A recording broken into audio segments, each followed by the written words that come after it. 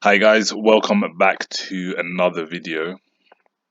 Today I want to speak on what ICT doesn't go into context. I think not enough, and that's the higher time frame. The higher time frame is the weekly, the daily, and the 4 hour. I recently lost a trade on gold today. We'll just put in my entry was at, where is it? I believe this candle here. This is my idea, thinking the market would drop lower for something like that, and it didn't. It just came back and destroyed me. Now, if we look at this play, if you look at this move right here, there's a couple of things where I went wrong. First of all, if you go on the 30-minute, you can see this candle right here swept liquidity in this 30-minute zone, partially filling a fair value gap here. This space between here and that, partially filling that fair value gap. Price, this candle closed way above this fair value gap, which should have also given another confirmation that price does want to move up. One of the main confirmations though that I missed, that I did put on my chart, was this fair value gap on the daily time frame. And these daily these daily time frames is, I could have put this square only on my chart waiting for buy to take place, and I would have profited.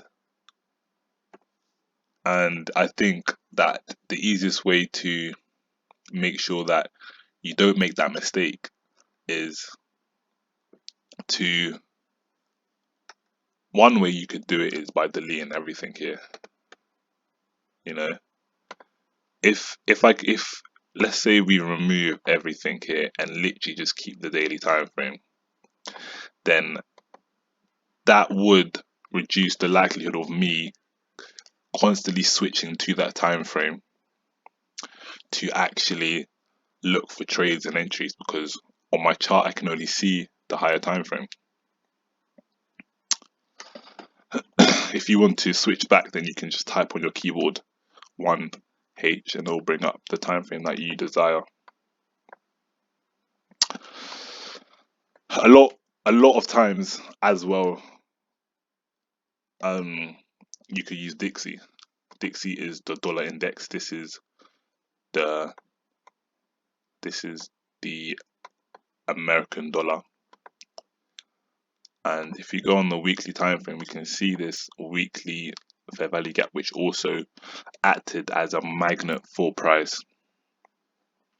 Now, before that gold move previously, Dixie had already come up here, closed, had taken the highs, whatnot, come up into this order block here,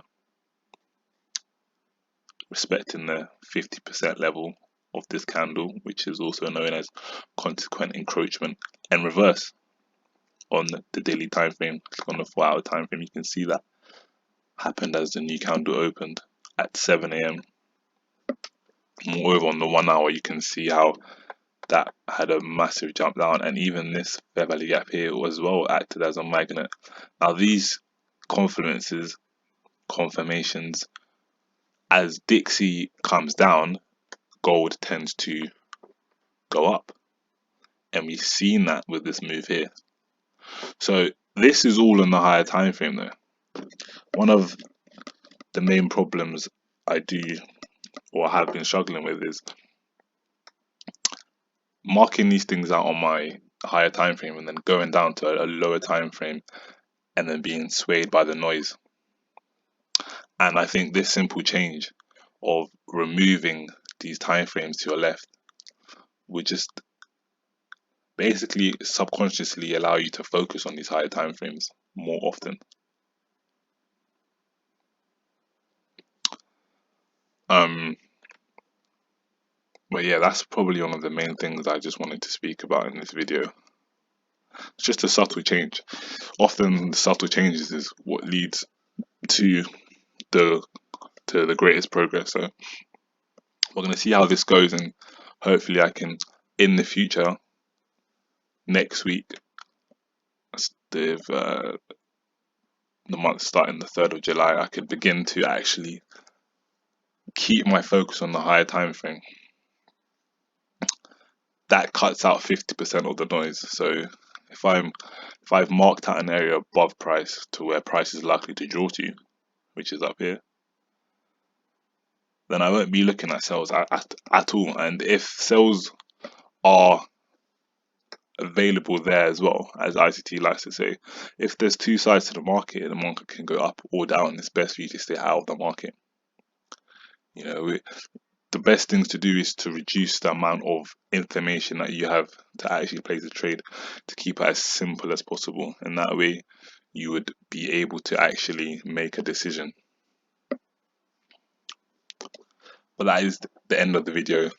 Thank you guys for watching. Check out some of my other videos that I've posted, and I'll see you guys later.